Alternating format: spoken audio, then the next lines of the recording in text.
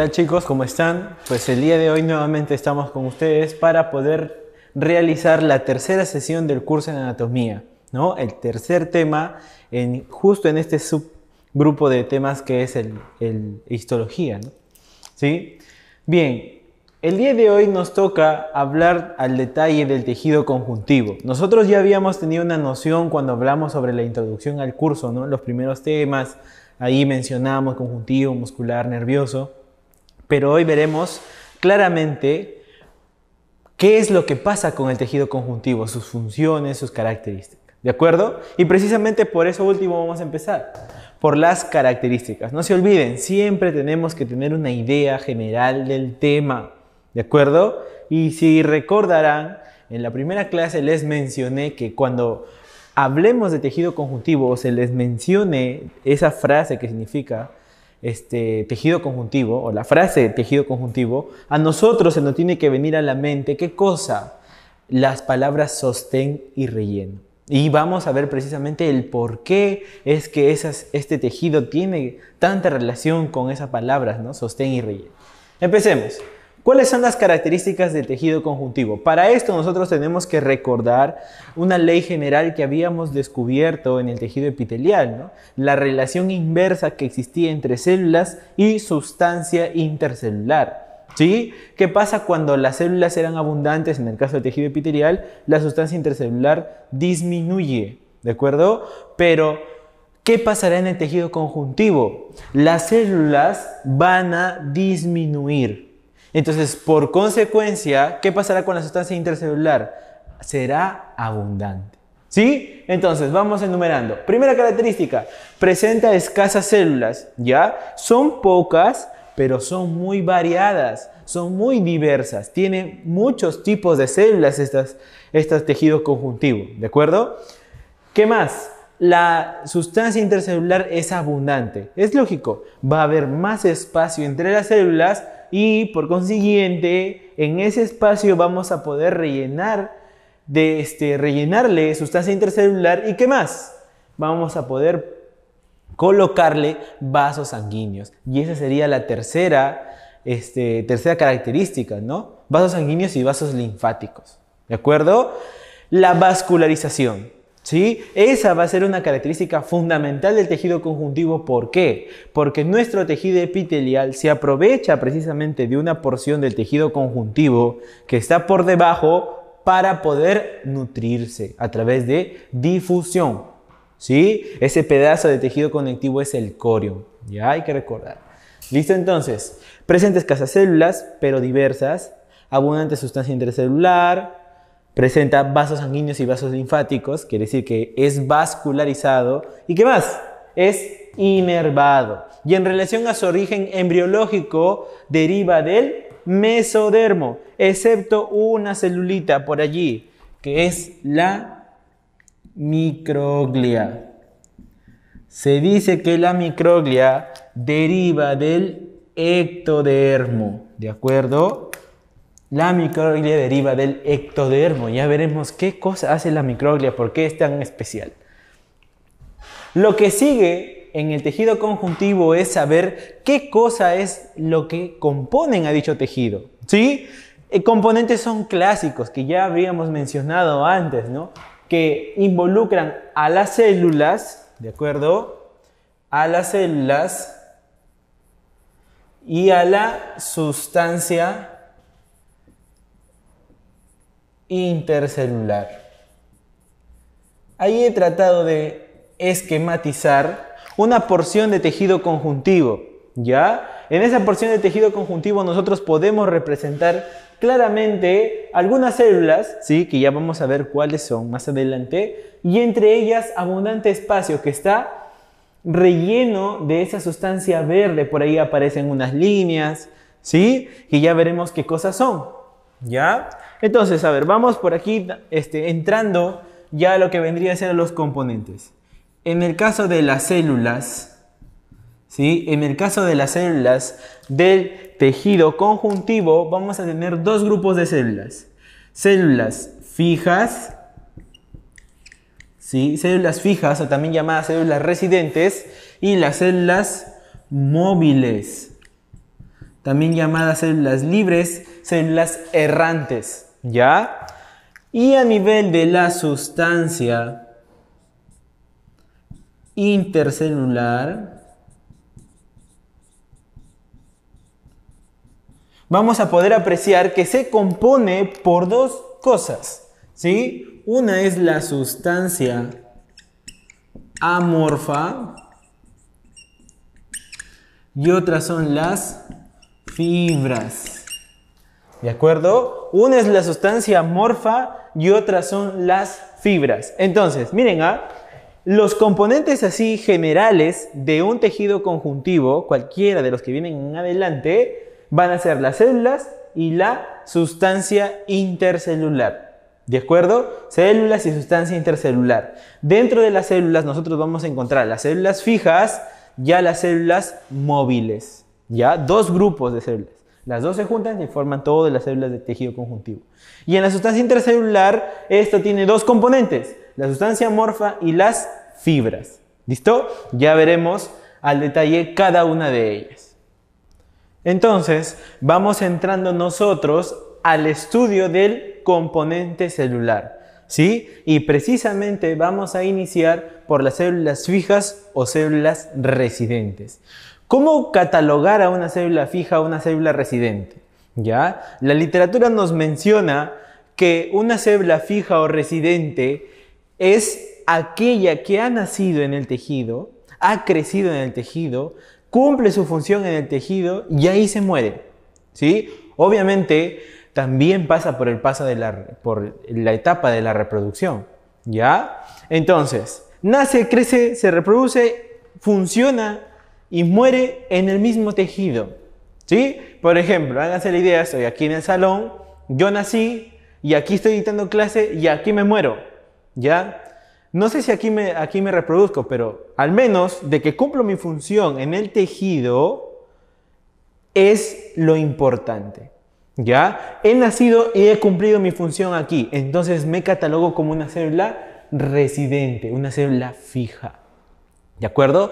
Y dentro de ese grupo de células fijas, residentes, que cumplen esa característica, vamos a encontrar a 4 células. ¿De acuerdo? La célula madre, el fibroblasto, el adipocito y el pericito. Vamos detallando cada una de ellas, ¿sí? La célula madre, tenemos que conocer algunos de sus otros nombres, ¿no? Por si acaso.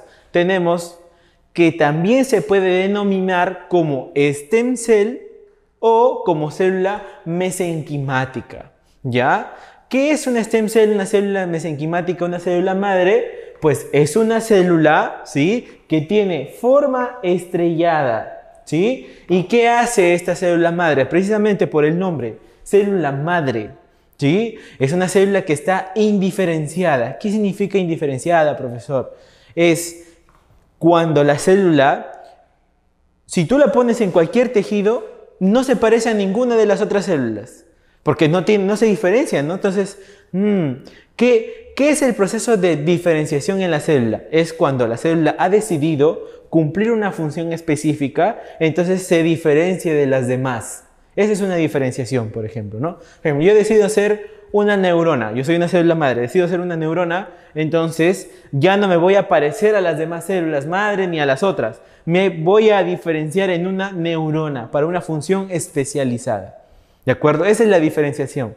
Entonces, ¿qué nos quiere decir que una célula madre sea indiferenciada? Que puede transformarse en cualquier célula, ¿sí? Pero esta célula madre es una célula madre del tejido conjuntivo. Entonces, cuando va a querer diferenciarse, se diferencia solamente en una célula del tejido conjuntivo. ¿De acuerdo? Profesor, en cualquiera de las que estamos viendo, sí, e incluso en el otro grupo de células y en las células que veremos más adelante. ¿De acuerdo? Muy bien. Entonces, primera célula que acabamos de revisar, célula madre, ¿no? Aquí vemos el esquema, una célula estrellada, ¿sí? Y las flechas indican que puede dividirse en cualquier célula del tejido conjuntivo. Ahora vamos con el fibroblasto, ¿ya? La primera característica del fibroblasto es que es la célula más abundante y representativa del tejido conjuntivo. Una doctora allá en la facultad nos mencionaba que el fibroblasto es la vedette del tejido conjuntivo. Así, A nosotros también nos parecía raro, ¿no, doctora? ¿Por qué la vedette? ¿No? Y decía, y escuché que le decía a una compañera, hijita, le decía, por más que te vistas bonita, si es que acá al salón traen una calata, tus compañeros no te van a mirar a ti, van a mirar a la calata. Y era una otra viejita. Entonces, ¿y eso qué trataba de decir? Hazte la idea que tú eres histólogo, ¿ya? Estás con el profesor Joan Casamayor ahí en el laboratorio y nosotros nos despertamos con ganas de mirar una célula madre al microscopio, ¿de acuerdo? Entonces, agarramos la lámina, nos ponemos el microscopio y aunque no lo quieras, aunque lo hayas deseado con toda tu vida, no verlo, lo vas a ver. ¿A quién crees que siempre vas a ver? Al fibroblasto. Queramos o no, la atención de la vista en el campo microscópico siempre va a ser abundante de fibroblastos. Y es la célula con la que primero nos vamos a topar. Célula representativa. Y además, ¿por qué es representativa, profesor? ¿Por qué que se pone a bailar como vedette? No, sino porque su función es producir la sustancia intercelular. Y precisamente la sustancia intercelular es el otro componente. No hay otra célula que se encargue de hacer eso. Entonces, ¿es muy importante? Claro, porque la sustancia intercelular va a ser el entorno en donde van a vivir las células. Imagínense, ¿no? Sin sustancia intercelular el tejido conjuntivo muere.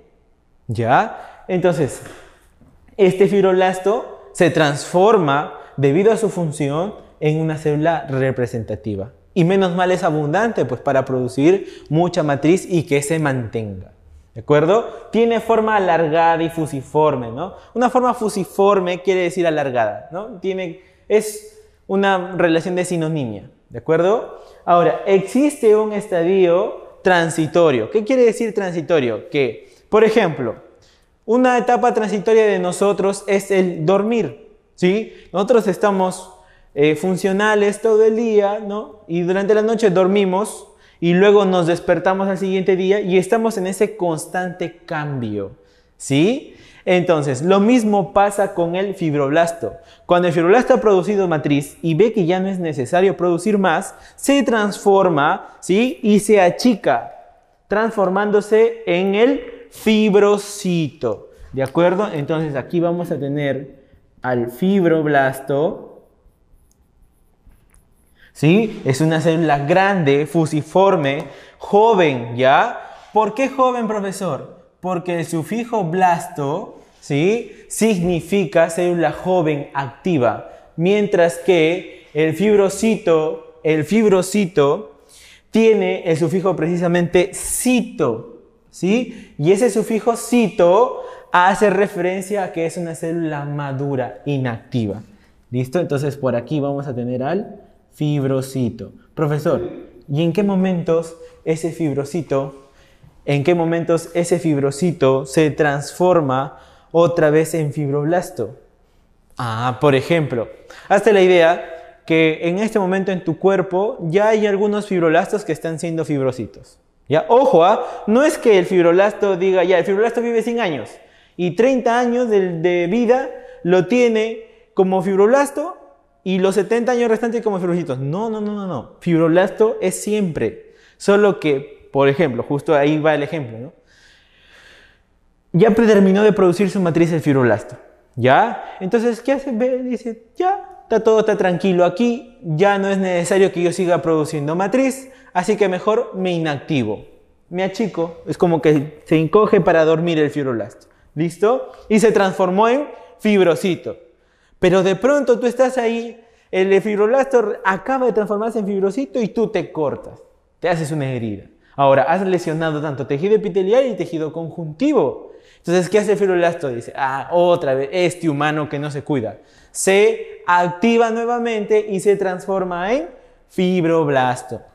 También hay unos factores que estimulan la función del fibroblasto, o sea, que el fibroblasto pueda producir matriz sin problemas.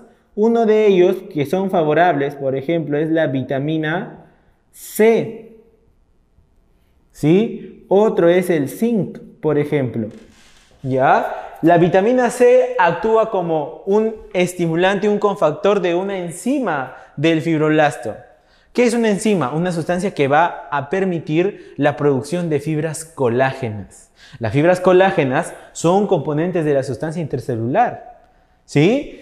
Entonces, ¿qué pasa, por ejemplo, cuando una persona no consume mucha vitamina C? Ahí viene una enfermedad denominada escorbuto. ¿Qué es el escorbuto, profesor? Hable bonito, tranquilo. Es cuando, por ejemplo, estás en tu casa y te empiezas a cepillar los dientes y te sangran las encías de la nada.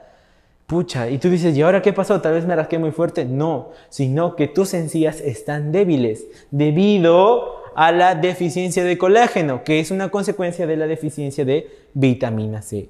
Come 1 o 2 mandarinas al día y vas a estar bien, ¿ya? ¿Sí? No es necesario que le eches limón a tu caldo, ¿sí? Con tal que comas alguna fruta cítrica en una buena cantidad, todos vamos a estar bien. Todo exceso es malo, toda deficiencia también lo es. ¿Listo? Muy bien. Entonces, eso es lo que tenemos del fibroblasto. ¿Ya? Ahora, vamos a pasar con la tercera célula denominada adipocito. ¿Sí? Adipo significa grasa, lo mismo que lipo. ¿Sí? Entonces, célula de la grasa, ¿no? O célula de los lípidos.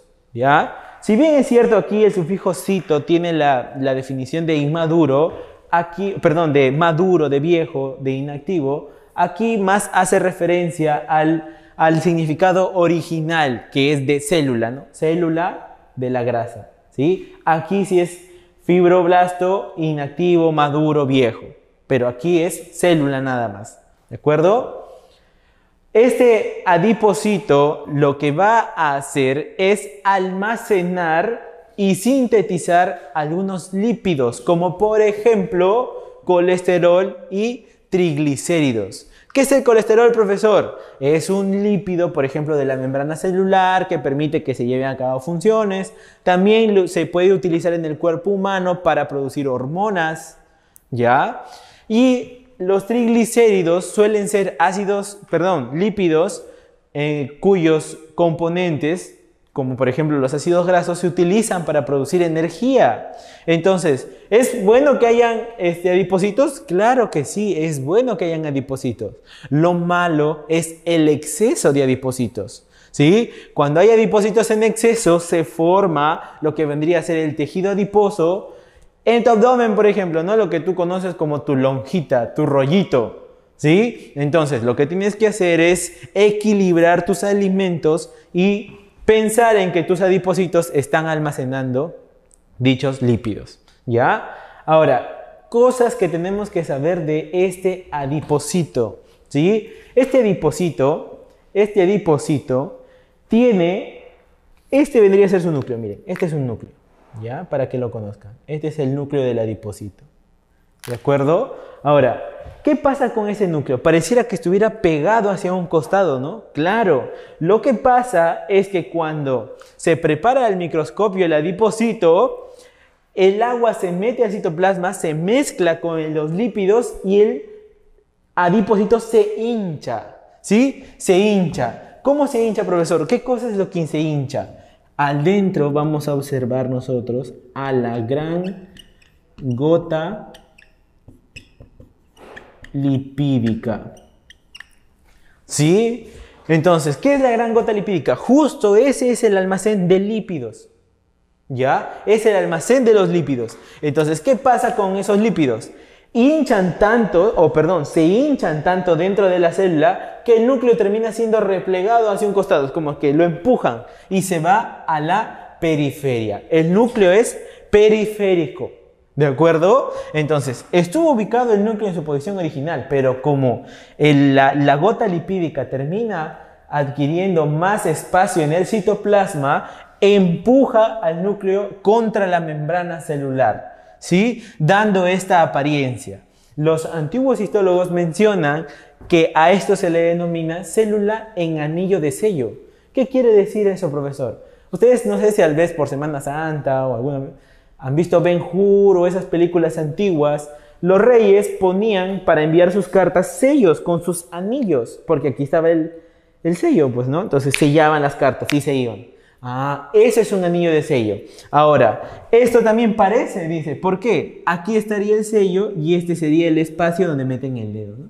Son cosas creativas que ustedes saben, los anatomistas tienen unas ideas locas para nombrar las cosas. ¿De acuerdo? Por último, dentro del grupo de las células fijas o residentes vamos a encontrar al pericito. ¿Cuáles son sus otros nombres? ¿Cómo también podríamos conocer al pericito? Como célula perivascular o célula de Rowhead. ¿De acuerdo? Rowhead en honor al descubridor. La célula perivascular. ¿Qué significa perivascular? Que está a la periferia ¿de quién? De los vasos sanguíneos. El pericito va a ser como una garrapatita que está envolviendo ¿a quiénes? A los capilares y a las vénulas pequeñas. ¿Listo? Entonces, por ahí aparecen los capilares y vénulas pequeñas.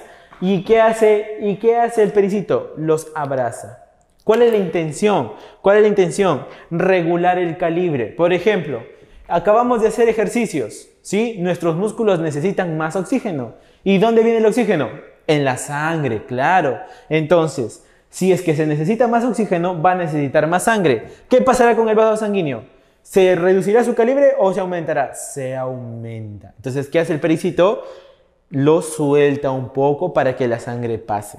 Ahora, ¿qué pasa cuando ya no necesitas y acabas de comer, por ejemplo? ¿Sí? Entonces, la sangre tiene que dirigirse más al sistema digestivo. ¿Qué hace el pericito de las piernas, por ejemplo? Los que están en los vasos sanguíneos de las piernas. Se cierran, aprietan.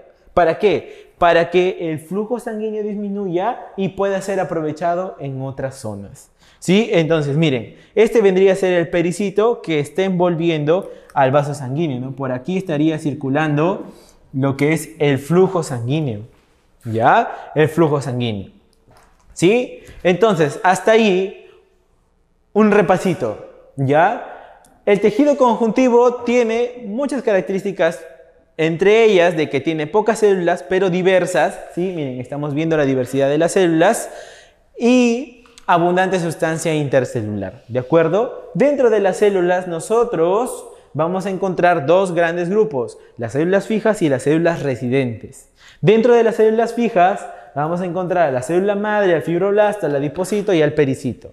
Aquí vemos una característica de cada una de ellas, ¿ya? Pero la característica en común que comparten las cuatro es que han nacido y cumplen su función y mueren en el tejido conjuntivo, obviamente, ¿ya? Entonces, ¿qué hacen? La célula madre puede dar origen a otras células. El fibroblasto se encarga de la producción de la matriz o de la sustancia intercelular, ¿sí? Se puede transformar en fibrocito, ¿ya? Se puede transformar en fibrocito, ¿sí? ¿Cuál es la intención de transformarse en fibrocito? Inactivarse, ¿no? Ponerse inactivo. Fibrocito es una célula inactiva. Pero es transitorio, ¿no? Dependiendo si es que hay una lesión o hay una señal, este puede regresar a ser fibroblasto y continuar su producción. Luego tenemos al adipocito, que es el que almacena los lípidos, y finalmente al pericito, que está rodeando a los capilares y vénulas con la intención de regular su calibre. ¿De acuerdo? Bien, ahora vamos a hablar acerca de las células móviles, el otro grupo celular. ¿Cuál es la diferencia entre una célula móvil o libre y una célula residente? En que estas últimas van a ser células inmigrantes, ¿sí? Las células móviles van a inmigrar de otros tejidos, ¿sí? Sin ánimo de ser xenofóbico, es como si fueran los venezolanos, ¿de acuerdo? Mira, nosotros, el Perú, somos un tejido conjuntivo, ¿de acuerdo? Y Venezuela es otro tejido. Pero de un momento a otro hubo abundantes inmigrantes, ¿de acuerdo? Sean legales o no, eso no interesa, ¿ya? Aquí es algo similar. ¿Qué pasa con estas células? En primer lugar, el origen no va a ser similar al de las células fijas, ¿no? ¿Ya? Pero cuando sea necesario, las células madre pueden diferenciarse en cualquiera de ellas, ¿ya? Entonces, ¿qué pasa con las células móviles? Han nacido en otro tejido, se han metido al torrente sanguíneo y han llegado hacia el tejido conjuntivo a cumplir su función. Entonces, nacen en un lugar, crecen y luego se meten a la sangre, llegan al tejido conjuntivo, cumplen su función y mueren. ¿De acuerdo? Ahora, ¿a qué células vamos a encontrar dentro de ese grupo? En primer lugar tenemos a los mastocitos, plasmocitos y macrófagos. ¿Listo? ¿Qué tenemos que conocer cada uno de ellos? El mastocito también es denominada célula cebada, ¿sí? Célula cebada. ¿Qué va a hacer el mastocito? ¿Cuál es la función? Produce dos sustancias, en realidad produce muchas, las más importantes dos, histamina y heparina. ¿Cuál es la función de cada una de esas moléculas? La histamina va a ser un mediador alergénico. ¿Qué, profesor? Bonito, pues. ¿Qué significa un mediador alergénico? Que va a participar en los procesos de alergia. O mejor dicho, geni o geno significa originar, ¿no? El génesis, por ejemplo. ¿Sí? Entonces, va a originar precisamente la reacción alérgica. Por ejemplo, una de las células que ya hemos visto antes, a donde va a ir histamina, es el pericito. ¿Cuál crees que será la función en el pericito? ¿Sí? Un rato te dejo que lo pienses. Ya está, suficiente. Lo que va a hacer en el pericito es provocar que sus prolongaciones se suelten, provocando una vasodilatación. ¿De acuerdo? Hay que resaltar ese punto del pericito. Cuando el pericito está regulando el calibre de los vasos sanguíneos, a esos movimientos se le conocen vasodilatación si es que el vaso sanguíneo se abre o vasoconstricción si es que el vaso sanguíneo se aprieta. ¿Ya? Ahí hay que añadirle el pericito. Entonces, ¿qué ocasiona el mastocito? Una vasodilatación. Y esto provoca dos cosas. ¿Ya? Dos cosas. Una de ellas es que se vean esos puntitos rojos. No sé si es que alguno de ustedes será alérgico. ¿Sí? Igual ya vamos a hablar al detalle sobre las alergias. Pero ya se notan puntitos. ¿Qué más? Eso es ¿por qué? Perdón. Porque se han salido los glóbulos rojos hacia afuera. Entonces da la apariencia de que son ronchitas, ¿no? Que se ve rojo. ¿Qué más? Sale el líquido. Al salir el líquido de la sangre, el agua de la sangre se hincha, ¿no? Se hincha la zona y se ve inflamado. ¿De acuerdo? El otro producto que va a producir es la heparina. ¿Y qué cosa es la heparina? Es un anticoagulante. ¿De acuerdo? Es un anticoagulante. ¿Qué cosa es un anticoagulante, profesor? Miren, ¿alguna vez les han sacado a ustedes análisis de sangre? Si la respuesta es no, tranquilo, algún día te lo van a tener que sacar, ¿ya? Y si la respuesta es sí, fíjate en esto. Y para los que no, miren el ejemplo, ¿ya? En algún momento, para hacernos análisis de sangre, a nosotros nos meten una aguja, ¿sí? Porque no tampoco te van a meter una espada. Nos meten una aguja, nos sacan un poquito de sangre y lo meten en un tubito. Ahora, cuando meten la sangre en un tubito, es totalmente improcedente que esa sangre se coagule. ¿Por qué? Porque así no funciona para realizar el análisis. Entonces, ¿qué hacen? Esos tubitos, hazte la idea que uno de estos es un tubito. Esos tubitos tienen dentro heparina. ¿Sí? Entonces, al echar la sangre, tapamos el tubito, esa sangre se mantiene como está, no se coagula. ¿Sí? Y hay algunos medicamentos que cumplen una función similar como warfarina o la famosa aspirina, ¿ya? Ahora, ¿qué tenemos que saber del mastocito? Que puede estimularse. Para eso tenemos que conocer algunas partes. Esta línea morada está representando a la superficie de la membrana celular. Y en esa membrana celular vamos a encontrar estas estructuras que parecen una Y, denominados anticuerpos o inmunoglobulinas. ¿Ya? Que ya lo vamos a detallar en un momento.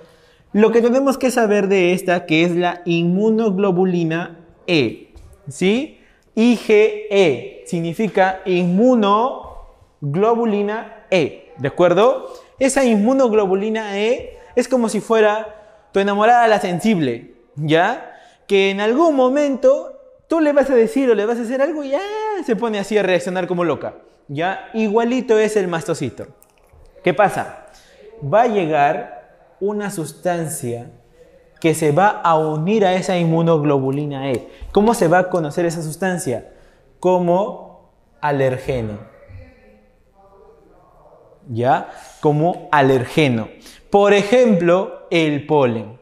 ¿Qué cosa es un alergeno? Es lo que a ti te causa alergias, ¿de acuerdo? Ese es un alergeno, ¿ya? Lo que a ti te causa alergias es un alergeno. El polen, el chocolate, los peluches de tu ex, los ácaros, el polvo, que es lo más común, el níquel, a veces los metales, etc. ¿Listo? El maní, ¿no? ¿Ya? ¿Qué pasa con ese alergeno? Al llegar, ¿sí? Al llegar, activa el mastocito. Ya el mastocito, ¿cómo saber que el mastocito está sensible? Cuando tiene inmunoglobulina E en su membrana celular. Entonces, al momento que llegue el alergeno, ¿sí? Al momento que llegue el alergeno, ¿qué va a hacer? Entre comillas, como si explotara. Va a liberar su contenido. ¿A quiénes? Por ejemplo, a estas pequeñas sustancias que están aquí. ¿Sí? ¿Y quiénes serán? Esa es la histamina.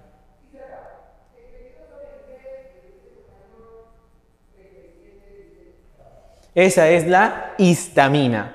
Entonces la histamina, ¿sí? La histamina va a provocar que el cuerpo reaccione ante la alergia, ¿no? O perdón, que se vean las consecuencias de la alergia.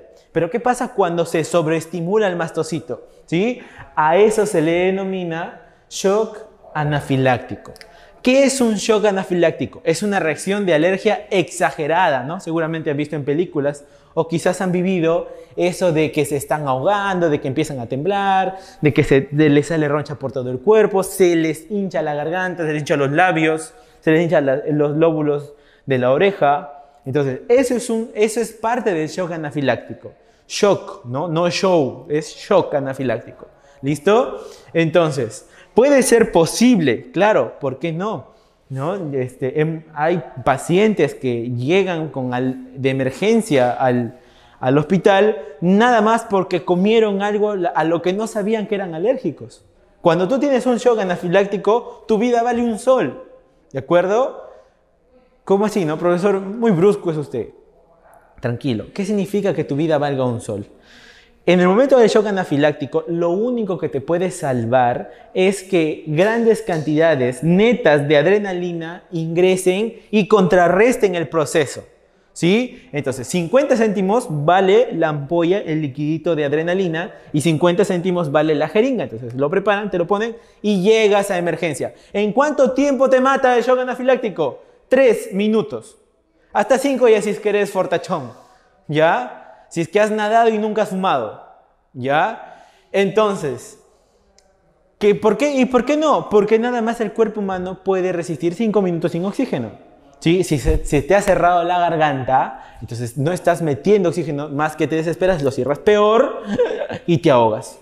¿De acuerdo? Entonces ahí vienen las maniobras de emergencia, ¿no? Tal vez una traqueotomía, meterte un tubo por la garganta y empezar a soplar para que tus pulmones se hinchen, ¿no? Y no te mueras. Todo sea porque te salves, mira, por comer algo que no sabías a lo que eras alérgico. ¿Listo? Entonces, estos vendrían a ser los gránulos de histamina, por ende, los que están al otro lado vendrían a ser los gránulos de heparina. ¿Listo? Muy bien. Pasamos al plasmocito. El plasmocito también tiene otro nombre, denominada célula plasmática. No varía mucho, ¿sí? ¿Cuál es la función? En primer lugar, tenemos que saber de dónde vienen. Derivan del linfocito B. En tejido sanguíneo vamos a entender mejor el proceso de cómo derivan, ¿ya? Pero al menos ya sabes que vienen del linfocito B. ¿Listo? ¿Cuál es la función? Producir anticuerpos o inmunoglobulina. ¿Se acuerdan? Anticuerpos o inmunoglobulina. Son lo mismo, ¿ah? La inmunoglobulina se puede reducir a escribirlo como Ig. ¿Listo? Inmunoglobulina puede ser Ig, ¿no? ¿Listo? Entonces, cada uno van a ser un anticuerpo, ¿no? Más conocido como anticuerpo, ¿no? ¿Listo? Ah, tu cuerpo tiene que liberar anticuerpos contra tal cosa.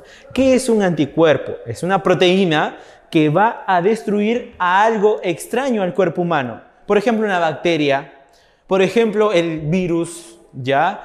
Por ejemplo, un alergeno, ¿de acuerdo? Un parásito, ¿sí? Entonces, ¿qué pasa cuando aparece, por ejemplo, una bacteria allí?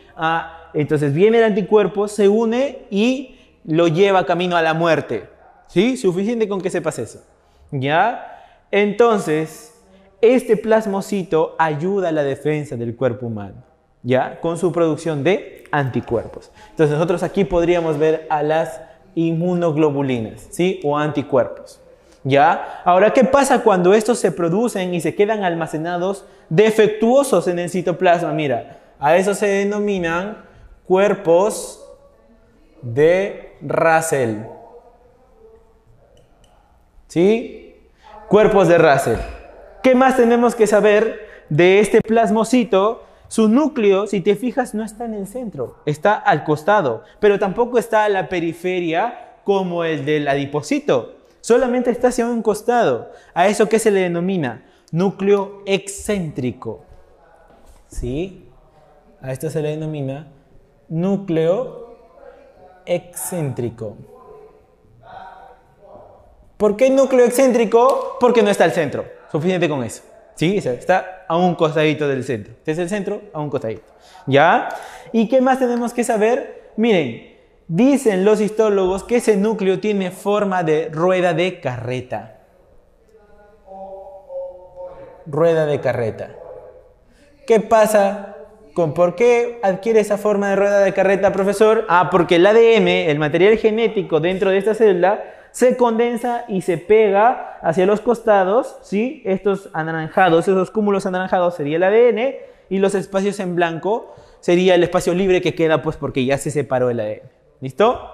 Muy bien, entonces ya vamos dos. Vamos con la tercera. Vamos a encontrar a los macrófagos. Los macrófagos también pueden ser denominados histiocitos, plasmatocito, poliblasto. Hay que tener cuidado ya, porque eso siempre aparece en las claves, ¿sí? Derivan del monocito, otra célula sanguínea. ¿Listo? ¿Ven? Se dan cuenta que no pertenece aquí. Viene a cumplir su función, ¿ya? Deriva del monocito. ¿Y cuál es la función del macrófago? Fagocitar y presentar el antígeno. ¿Qué es eso, profesor? Hazte la idea que hoy día te has levantado con hambre y ya no desayunas normalmente, sino tragas, ¿no? ¿Sí? Tratas de engullir lo más que puedas, ¿no? Si no está tu hermano ahí y te dice, oye, invítame tu galleta, y tú te lo metes todo en la boca. Eso es fagocitosis. Tratar de engullir lo más que se pueda, ¿de acuerdo? Pero, profesor, ¿y eso en qué nos sirve para la defensa del cuerpo humano? Acá viene la historia. Hazte la idea que unos ladrones están por allí ocasionando sus desmanes y un policía lo atrapa, ¿sí? Es un macrófago, ¿ya? Lo destruye, pero el cuerpo humano, el resto ya no sirve. Lo que hace es le corta la cabeza, ¿no? Lo lleva a la cabeza. ¿Listo? Ojo, se quedó con la cabeza. La cabeza se va. Es un policía común y corriente. Tiene que presentárselo o tiene que mostrarle a quién, al jefe, ¿sí o no? Claro, dice, mire, capitán, lo chapamos a él, ¿ya? Y se dan cuenta que es una banda de, ponte, de oncellizos, ¿ya? Entre comillas. O sea, son 11 igualitos a él, ¿sí? Que tienen que ser atrapados, ¿sí o no? Porque han matado a uno, quedan 10. Entonces dice, ya, ¿el capitán qué hace? Agarra la cabeza, ¿sí? Y saca copias para que todos los policías tengan su cara. ¿De acuerdo? Porque es la misma cara. Si son 10 iguales, no importa de la cara de quien tenga, ¿sí o no? Claro, tienes que pensar, hay que ser mosca. ¿Ya? Entonces, ponen su cara en la fotocopiadora y empiezan a fotocopiar. ¿Ya? Ahora, ¿a quién llama? ¿A las demás tropas, sí o no? A alguien que, ponte ya, se dicen que son los delincuentes más rankeados. Entonces ya llaman, por ejemplo, a los militares, a los Avengers, a Batman y todos ellos. ¿Ya? Entonces, ellos van ¿a qué cosa? En ese momento, cuando los llaman, están furiosos, ¿sí? Pero son como si fueran 12 etapas, 2 estadios de los militares. Un momento es cuando los llaman y el otro es cuando empiezan a disparar. Profesor, no entiendo. Tranquilo, ahorita te explico. Mira, ¿ya le enseñó, sí o no? Ya llevó la cabeza al capitán. ¿Listo? El capitán llama a unos policías, ¿sí? Que son una persona, pero cuando empiezan a atacar a los malandros, se transforman en otra persona. ¿Ya? Vamos comprendiendo. Ahora vamos a ponerle nombres de células. Este que presenta el choro, entre comillas, estaría presentando en realidad al antígeno, ¿Qué es el antígeno? Una sustancia extraña, te había dicho. Ponte que sea una bacteria. ¿Qué bacteria? La de la gastritis, Helicobacter pylori. ¿Listo? Lo encuentra un macrófago, lo destruye, entonces se va al jefe. ¿A qué jefe? Al linfocito T. ¿Listo? Entonces el linfocito T no va a salir, pues, ¿cuándo has visto un capitán en la calle disparando? En la vida. Entonces, ¿qué hace? Llama a la mancha de policías. Y esos vendrían a ser los linfocitos B. Oye, el linfocito B hemos escuchado antes, ¿ah? Llaman a los linfocitos B. Pero el linfocito B está ahí tranquilo, inactivo. Pero cuando ve el choro empieza a disparar. ¿Qué dispara? Anticuerpos. Y se transformó en un plasmocito.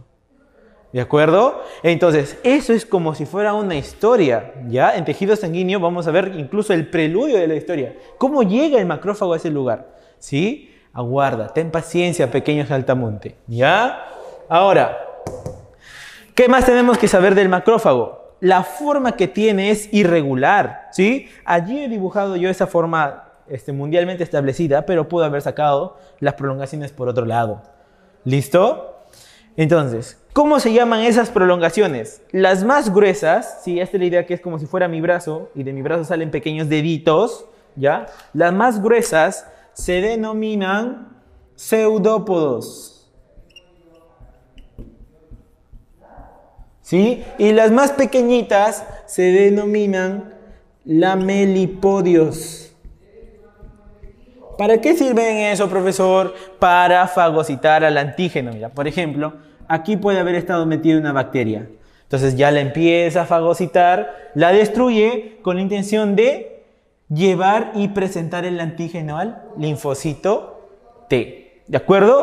Entonces, ¿cuántas células encontramos en el grupo de células libres o móviles? 3.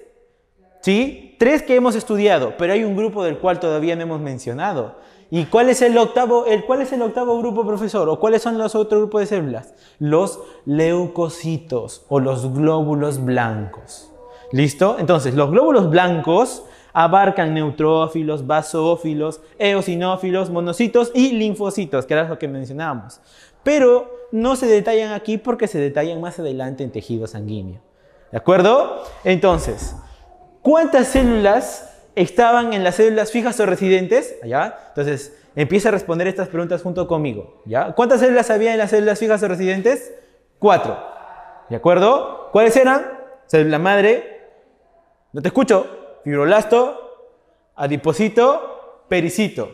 ¿De acuerdo? 4 células. ¿Y cuántas células hay entre las células libres? 3. 3. ¿Listo? ¿Cuáles son? No lo veas.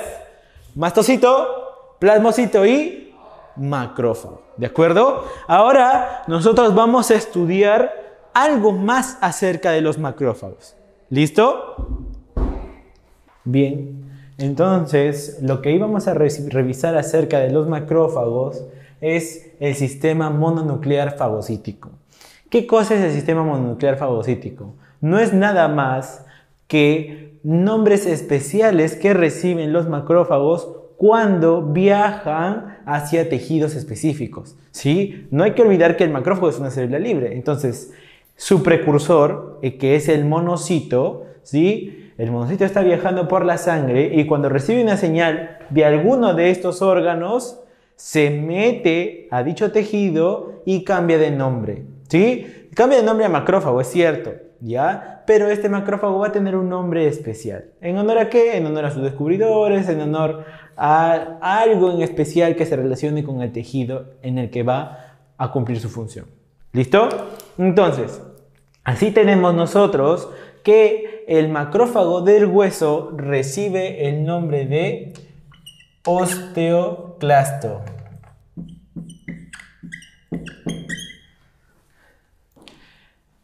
El macrófago del sistema nervioso central se va a denominar microglia. ¿Listo? Justo lo que mencionábamos hace rato.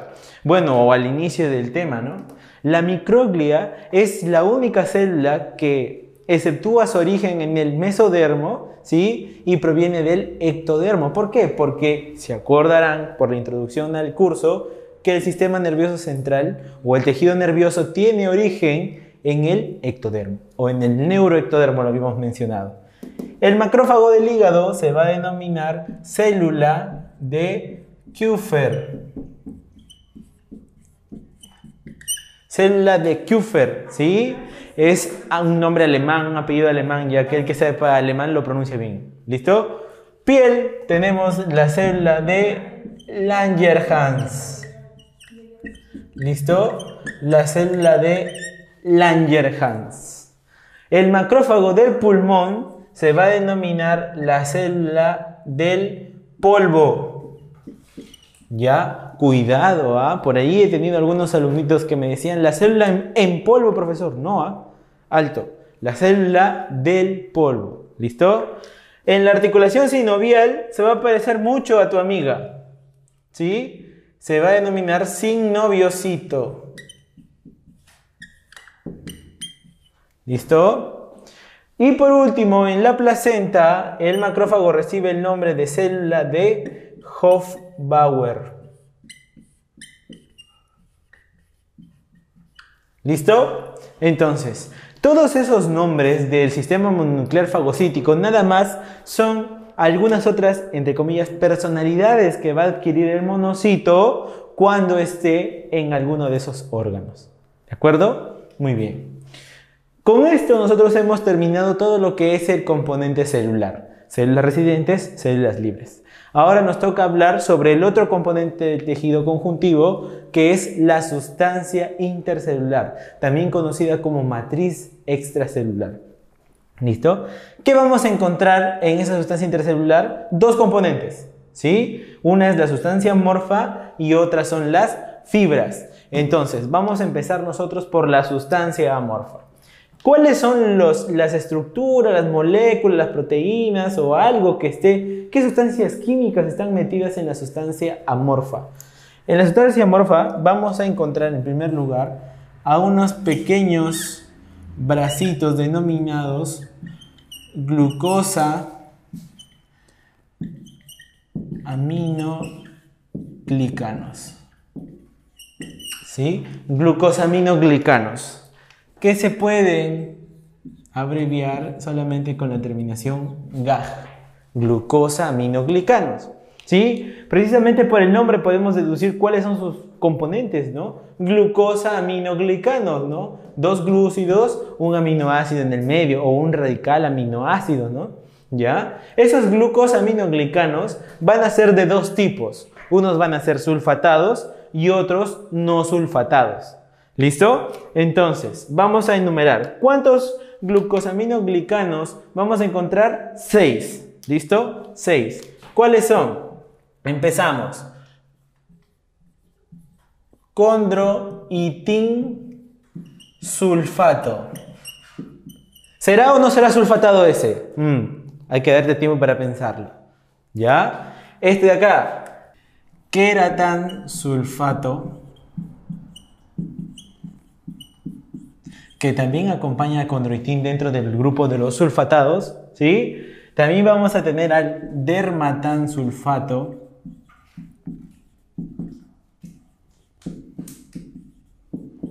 ¿sí? También vamos a tener a otro denominado heparan sulfato,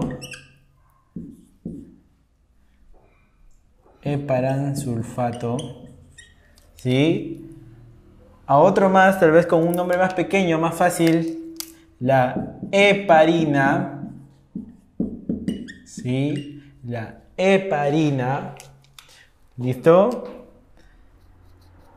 Todos esos, los que acabo de escribir, van a ser glucosaminoglicanos sulfatados. Incluso no te dejes engañar por la heparina que no tiene el sulfato después, ¿no? Vamos a ponerle una S, ¿ya? Que significa sulfatado. S de sulfatado, ¿ya? Y el único que no es sulfatado es el ácido hialurónico, ¿sí? Entonces, no hay que olvidar, el ácido hialurónico es no sulfatado. ¿Listo? Ahora, de todos, ¿cuáles son los GAG, profesor? Mira, ¿ves estos palitos de color anaranjado? Esos son los GAG. Ojo, cada una de las rayitas son los GAG. Pero también hay otro que es mucho más notorio. ¿Cuál es? El ácido hialurónico. El ácido hialurónico va a ser ese gran esqueleto del centro, ¿sí?, que está sujetando a esas ramitas que salen a los costados. ¿De acuerdo? Entonces, ¿cuáles son los glucosaminoglicanos aquí, profesor? Esas rayitas de color naranja. ¿De acuerdo? ¿Y cuál es el ácido hialurónico? Ese gran filamento, ¿sí?, de color negro. Cabe resaltar también, antes de seguir, que todo este dibujo es la extensión de esta pequeña estructura que vemos aquí. Toda la matriz extracelular del tejido conjuntivo está llena de esas estructuras. ¿De acuerdo? Entonces, nada más lo que hemos hecho es agrandar una para poder detallar. Obviamente hay un montón de esos en todo el cuerpo humano. ¿Listo? Entonces, primer componente de la sustancia amorfa, los GAG, los glucosaminoglicanos. ¿Cuántos son? 6. 5 sulfatados, condroitinsulfato, queratansulfato, dermatansulfato, heparansulfato y heparina, y uno no sulfatado, el ácido hialurónico, que actúa como esqueleto central. Incluso el ácido hialurónico forma redes que impiden el avance de las bacterias. ¿De acuerdo? Muy bien. Ahora vamos con el siguiente componente. Vamos a encontrar que los GAG se unen a un esqueleto central también. ¿Se dan cuenta? Que es la rayita de color morado. ¿Sí? Entonces los GAG se están uniendo para formar una ramita. A toda esa ramita, que es la mezcla de morado y naranja, se va a denominar proteoglucano. ¿Sí? Proteoglucano. ¿Ya? No necesariamente. ¿Cuántos proteoglucanos encontramos aquí, por ejemplo? 1, 2, 3, 4, 5. No necesariamente son 5, ¿eh? Pueden ser más. Pueden ser más. ¿Ya? Entonces, ¿qué es un proteoglucano, profesor? Es la unión de los glucosaminoglicanos más una proteína central. ¿Sí? Entonces, hay que ponerlo por aquí por si acaso. ¿Ya? Esa rayita vendría a ser la proteína central.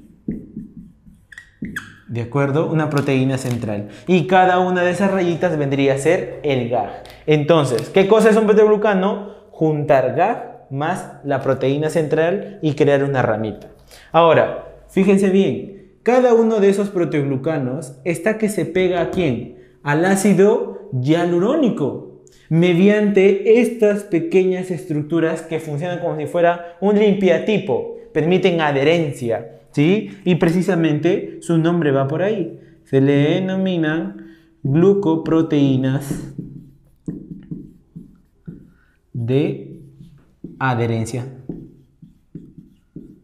¿Sí? Glucoproteínas de adherencia. Que permiten que ¿qué cosa permiten? Que el proteoglucano se pueda unir al ácido hialurónico. ¿Listo? ¿Qué más vamos a tener dentro de la matriz? Dos últimos componentes dentro de la sustancia amorfa, ¿ya? Dentro de la sustancia amorfa, los dos últimos componentes son iones,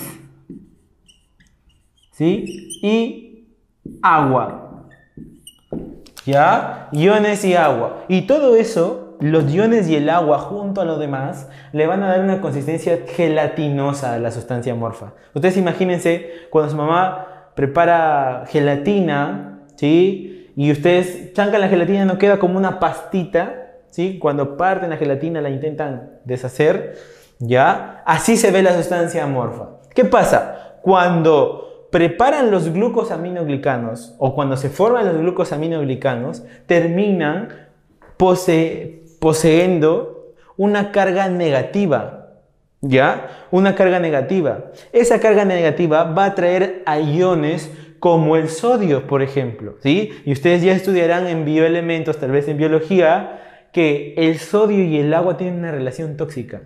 A donde va uno, va el otro. Pero ahí el tóxico es el agua. ¿Cómo así? Si el sodio se va a un lado, el agua lo sigue, ¿sí? Entonces, donde esté sodio, cada vez que jalemos el sodio a un lado, el agua lo sigue. Entonces, ¿qué pasará si este glucosaminoglicano jala al sodio? ¿A quién más va a jalar? Te doy tiempo. Al agua, obviamente. Entonces, la sustancia amorfa adquiere esa estructura coloidal que se necesita. ¿De acuerdo? Muy bien. Ahora vamos a hablar del siguiente componente de la sustancia intercelular, que van a ser las fibras. Hace un momento les comentaba que la sustancia amorfa adquiere una característica similar al coloide, a una gelatina. Entonces, imagínense ustedes que esa gelatina le meten pelos. Ya, así, a ese vaso de gelatina le meten pelos. Si ustedes retiran los pelos, esa gelatina que se va a quedar moviendo en el vaso va a ser la sustancia amorfa y los pelos vendrían a ser las fibras. Y en conjunto todo sería la sustancia intercelular. Ahora, en esa sustancia intercelular de pelos y gelatina le pueden meter algunas células y ya tendrían el tejido conjuntivo o algún esquema, una idea de eso. ¿Sí? Imaginen un poco. ¿Listo? ¿Qué vamos a hablar sobre las fibras? Vamos a encontrar nosotros 3 tipos de fibras y las vamos a diferenciar en base a estos criterios. La proteína de las fibras colágenas es precisamente el colágeno. ¿Sí? No hay nada nuevo allí. ¿Ya? Pero esto está basado nada más en los colágenos tipo 1, tipo 2 y tipo 4, ¿de acuerdo? El colágeno tipo 1 está presente en el hueso, el colágeno tipo 2 está presente en el cartílago y el colágeno tipo 4 está presente en la sustancia intercelular, pero también en la membrana basal, que hemos visto ya nosotros en el tejido epitelial. ¿Listo? Las fibras elásticas están compuestas por la proteína denominada elastina. ¿Sí? Y las fibras reticulares también están compuestas por colágeno, ¿sí? Pero por colágeno tipo 3. ¿De acuerdo? Entonces, claro, pues, ¿no? Si seguramente hace unos minutos ya te estabas poniendo a pensar de cómo es que se saltó el profesor del 2 al 4, ¿no? ¿Y el 3? Ahí te respondo la pregunta, ¿sí? Colágeno tipo 3 forma parte de las fibras reticulares. Son colágenos cortos, pequeños. ¿Sí? El color de las fibras colágenas, ¿sí? Siempre va a ser blanquecino. ¿Ya? Blanquecino. Entonces, si el colágeno es color blanquecino, obviamente el colágeno aquí también será de color blanquecino. ¿Ya? Mientras que el color de las fibras elásticas es amarillento. ¿Sí? Amarillento. Ahora, cada una de estas fibras va a proporcionarle algo al tejido conjuntivo, ¿no? Por algo son diferentes. Las fibras colágenas proporcionan resistencia, ¿sí? Las fibras elásticas proporcionan elasticidad, ¿no? Obviamente, flexibilidad podríamos ponerle también. Sí, pues, si no, ya todo es muy obvio para ustedes. Y las fibras reticulares proporcionan soporte, amortiguación. ¿Listo? Soporte para que entre la palabra. Las fibras reticulares, debido a que son cortas, van a permitir amortiguar en algunos órganos. ¿De acuerdo? La ubicación de las fibras colágenas, si es que es colágeno tipo 1, ¿sí? Si es que es colágeno tipo 1, ¿ya? Colágeno tipo 2, colágeno tipo 4. ¿Sí? Si es que es colágeno tipo 1, no olvidar que está en el hueso. Si es colágeno tipo 2, está en el cartílago. Si es el colágeno tipo 4 o algún otro tipo de cartílago, está, por ejemplo, en tendones, ligamentos, ¿sí? O lámina basal, ¿no? Membrana basal. Membrana basal. ¿Listo? Las fibras elásticas, por ejemplo, las vamos a encontrar en vasos sanguíneos. ¿Sí? En vasos sanguíneos, en pulmones. En órganos que necesiten elasticidad para poder llevar a cabo su funcionamiento.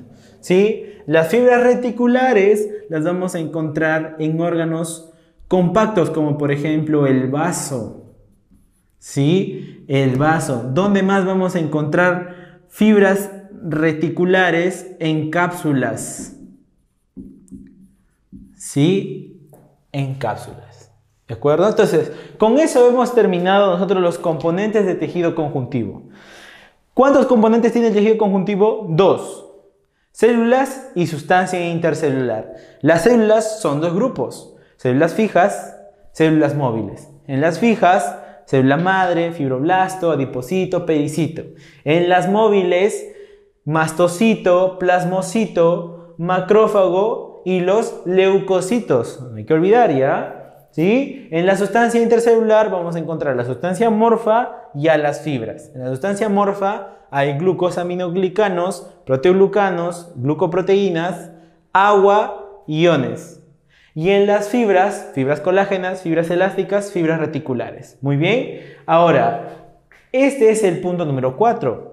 Antes del 4 viene el 3. ¿Ya? Así que ahora nos toca hablar de la clasificación para finalmente ir a las funciones. ¿Listo? La clasificación del tejido conjuntivo, en realidad el tejido conjuntivo tiene una clasificación un poco distinta, sino que la adaptada y la dinámica es esta. Escuchen, el tejido conjuntivo se divide en dos. Uno es tejido conjuntivo embrionario y el otro es el tejido conjuntivo adulto. ¿Ya? El tejido conjuntivo adulto es el que estudiamos nosotros. Ese tejido conjuntivo adulto se divide en dos. Uno es el tejido conjuntivo propiamente dicho y el otro es el tejido conjuntivo especializado. Dentro del tejido conjuntivo propiamente dicho es lo que hemos estudiado hasta ahorita. ¿Sí? Todo lo que hemos estudiado hasta ahora, de células y sustancia intercelular, características, y lo que vamos a seguir estudiando es del tejido conjuntivo propiamente dicho, nada más. Profesor, ¿y el tejido conjuntivo especializado? Eso lo vamos a estudiar con las siguientes clases. Ahí vamos a encontrar al tejido cartilaginoso, al tejido óseo, al tejido sanguíneo. ¿Sí? Entonces, aquí lo correcto sería clasificación de tejido conjuntivo propiamente dicho. Ya está. Tejido conjuntivo laxo y tejido conjuntivo denso. ¿De qué va a depender esto? De la cantidad o la proporción entre células y fibras. ¿Sí? Células y fibras, porque sustancia intercelular siempre va a haber abundante. Entonces, en el caso del tejido conjuntivo laxo, lo que nosotros vamos a tener que la proporción de células es mayor que la de las fibras. ¿Sí? Las células ganan a las fibras aquí en el tejido conjuntivo laxo. ¿Y qué tenemos que conocer? Que es abundantemente vascularizado. ¿Sí? ¿Y dónde más? ¿Qué cosa más? Se encuentra en el corion del tejido epitelial. Entonces hacemos un al toque, recordamos la primera clase. ¿Sí? El tejido epitelial es avascular. Acá está, pedazo de tejido epitelial cualquiera. ¿Sí? Tejido epitelial es avascular, ¿de acuerdo? Pero se nutre por difusión a partir del corion, que es nada más y nada menos un pedazo de tejido conjuntivo laxo. Ahora, ¿por qué puede alimentar al tejido epitelial el corion? Porque este corion es abundantemente vascularizado. ¿Y por qué se necesita ser abundantemente vascularizado? Porque va a nutrir a dos cosas. Uno, al tejido epitelial y dos, a sí mismo. Entonces, tiene que tener los suficientes nutrientes para dar y para utilizar. ¿De acuerdo? Entonces, tejido conjuntivo laxo, abundantemente vascularizado. Y lo encontramos en todos los... Profesor, el tejido epitelial que está en los testículos, ¿tiene también corion? Claro, todos los tejidos epiteliales tienen corion, absolutamente todos. ¿Listo? ¿Por qué? Porque necesitan nutrición. La siguiente clasificación es el tejido conjuntivo denso. Aquí, la proporción entre células y fibras es distinta. En este caso, las fibras le ganan a las células. Va a haber mayor aglomeración de fibras, ¿sí? Ahora, depende de la disposición espacial de las fibras para que reciban sus nombres. ¿Qué pasa en el tejido, por ejemplo, conjuntivo denso y regular? Las fibras van a ser cortas, ¿sí? Las fibras van a ser cortas y ortogonales. ¿Qué más? Se encuentran ¿en dónde? En las cápsulas, periósteo, pericondrio.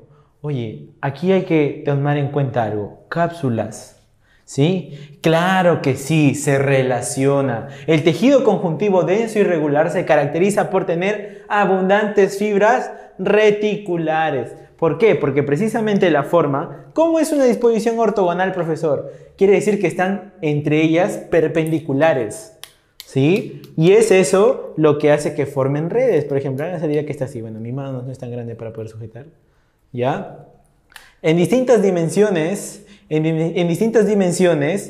las fibras, al ser ortogonales, terminan dando una disposición como si fuera de una red.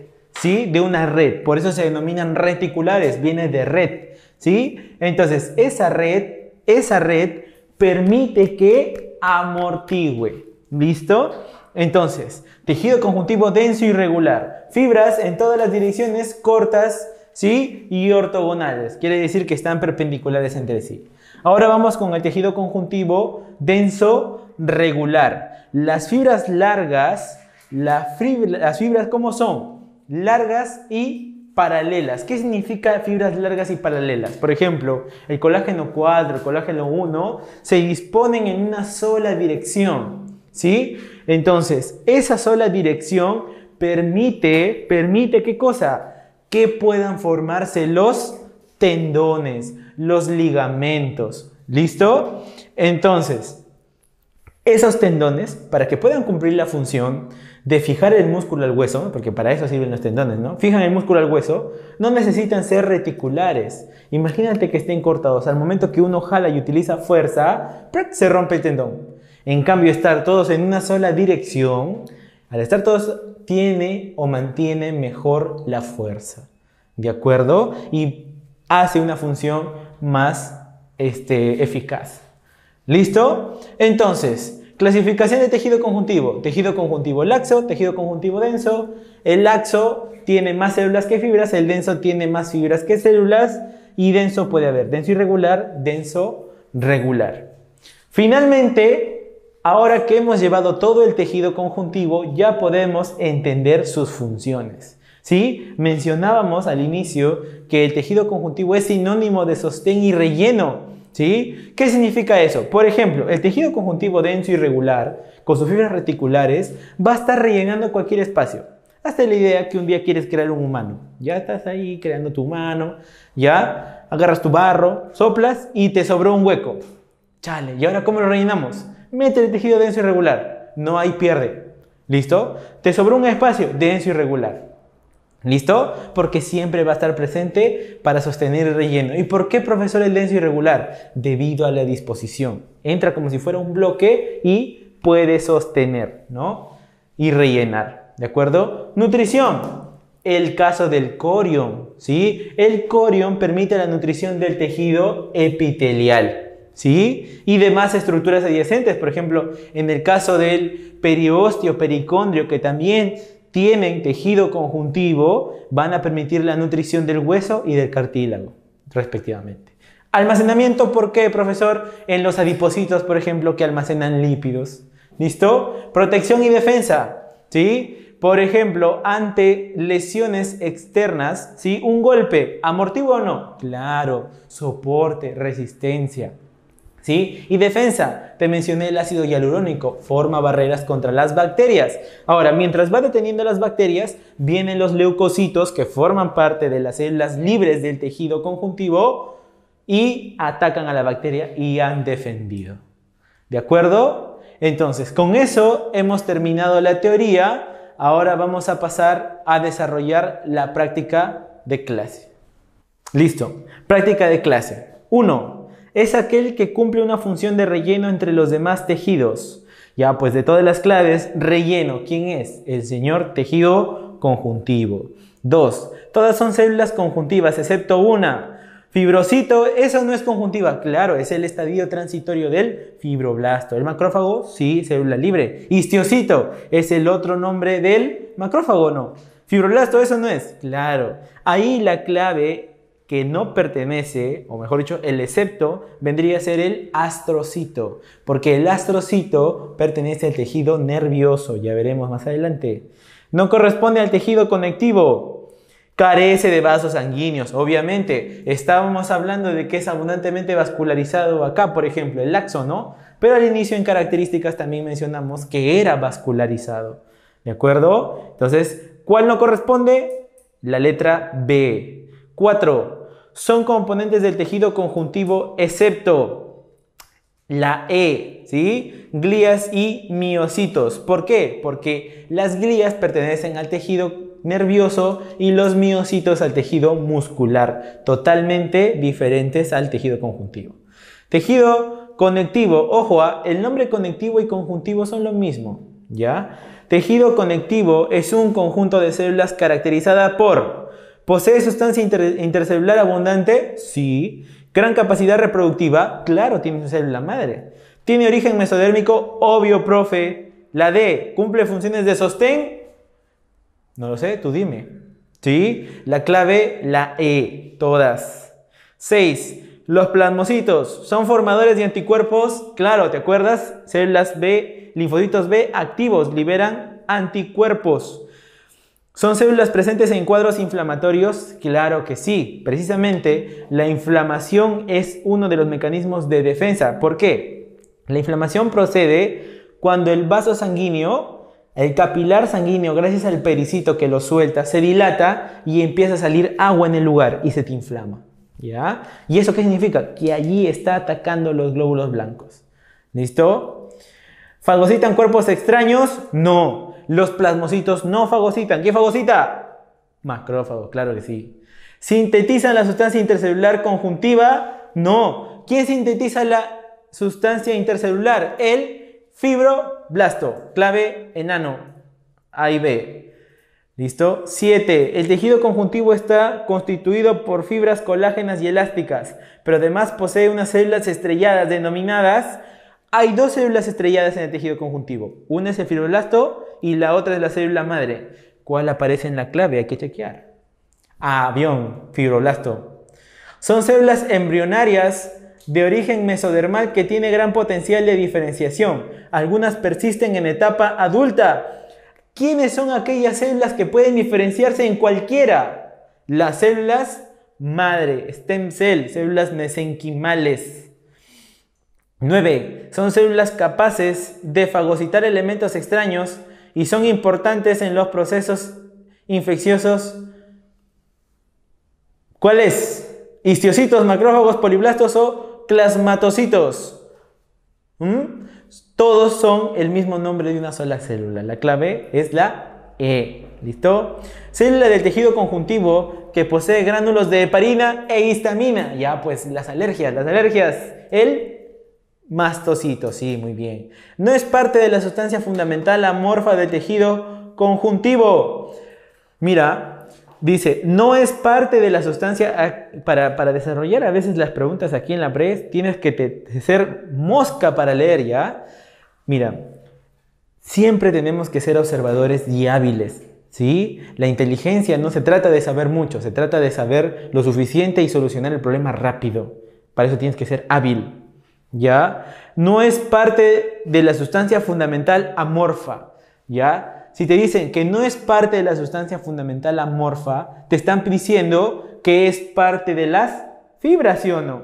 Mira, tienes dos componentes en la sustancia intercelular, sustancia amorfa y fibras. Si no es parte de una, tiene que ser parte de la otra. ¿Cuál sería la clave? La E, A, B y C. Las tres fibras colágenas, elásticas y reticulares. Principal componente de la sustancia fundamental amorfa del tejido que impide la invasión bacteriana. Ácido hialurónico. Tipo de tejido conjuntivo constituyente de tendones, ligamentos y bla bla bla. No te voy a señalar que es el tejido conjuntivo denso regular, ¿ya? Pero bueno, ahí en la clave aparece como denso nada más. En la cápsula del hígado, cápsulas, tejido conjuntivo denso irregular. 15. El tejido conjuntivo denso irregular está formado por fibras colágenas que están orientadas en diferentes direcciones. Lo encontramos en diferentes estructuras, excepto en... ¿Dónde no hay tejido conjuntivo denso irregular? En los ligamentos. ¿Por qué, profe? Porque allí hay denso tejido regular. Tarea domiciliaria. No es un tipo de tejido conjuntivo especializado. Allá, justo lo que hablábamos, ¿sí? Además, allí vemos que de todas las claves, solo uno es otro tejido básico. Sería el tejido muscular. ¿Listo? 2. Son características del tejido conjuntivo. ¿Están formados por numerosas células? Falso. ¿Están formados por pocas células? Verdadero. ¿Posee abundante sustancia? Claro que sí. ¿Posee escasa sustancia? No, pues ya dijimos que tiene abundante. ¿Es muy vascularizado? Obvio, profe. Letra B. Los fibroblastos son células representativas del tejido. ¿De dónde son representativas el fibroblasto? Conjuntivo, pues obvio. ¿De qué hemos estado hablando? Células cebadas. ¿Quiénes son las células cebadas? Mastocito. ¿Realiza la fagocitosis? No, no hacen fagocitosis. ¿Intervienen en reacciones alérgicas? Claro. ¿Forman sustancia fundamental? Error. Mentira. ¿Liberan histamina? Sí, señor. ¿Secretan agentes anafilácticos? No te olvides, participa en el shock anafiláctico. Es cierto. Clave, Casamayor, la C. 5. ¿Cuál de las siguientes funciones no corresponden al tejido conjuntivo o al tejido conectivo? ¿Sostén? Claro. ¿Nutrición? Sí. ¿Relleno? ¿Defensa? ¿Secreción? Secreción no. Esa le pertenece al tejido epitelial. Corresponden al tejido conjuntivo propiamente dicho. Pregunta 6. Denso y laxo. Muy bien. A. Ya, la letra A. 7. En relación al tejido conjuntivo, ¿cuál es el enunciado falso? La E. Mira, leamos la E de una vez. Reviste superficies libres. ¿Quién hace eso? El tejido epitelial. ¿Listo? 7E. 8. La histamina es producida por los... ¿Quién? Por los mastocitos, profesor. No hay clave. La letra C, ¿qué nos dice? Células cebadas. ¿Listo? 8C. 9. Las células adiposas o adipocitos se caracterizan por... ¿Se originan a partir de fibroblastos? Claro, en algunos momentos el fibroblasto origina al adipocito. ¿Ya? ¿Se cargan de gotitas de lípido? Claro que sí. ¿Ya? ¿Son abundantes debajo de la piel, en el abdomen y las axilas? Sí, efectivamente, su profesor es el ejemplo claro de eso. ¿El aumento de grasa desplaza el núcleo celular? Claro que sí, no se olviden, el núcleo en el adipocito es periférico. Letra E, todas. Célula que tiene la capacidad de unirse con otras similares y formar células gigantes a cuerpo extraño. Aquí vamos añadiendo este tema. Cuando el macrófago no puede fagocitar, ¿sí? Cuando el macrófago no puede fagocitar una estructura que es muy grande, por ejemplo, se te mete un pedazo de madera, ¿no? Una astilla que le llaman, ¿sí? Entonces, eso es muy grande para la célula y no lo puede destruir una sola. Entonces, ¿qué hace? El macrófago dice, muy grande, no lo puedo fagocitar solo. Llama a su gente, vienen muchas, se juntan. A eso se le denominan célula gigante de cuerpo extraño o también llamada célula de Langerhans. ¿Ya? Una cosa es el macrófago de la piel, que es la célula de Langerhans. ¿Ya? Ese es el macrófago de la piel. Pero ¿cómo se llama la reunión de muchos macrófagos? Célula de Langerhans o célula gigante de cuerpo extraño. Ahí la clave es la B. Bien, jóvenes, con esto hemos terminado la tercera sesión. Espero que hayan entendido. No se olviden de darle like y comentar si es que tienen alguna duda allí en el grupo. Nos vemos.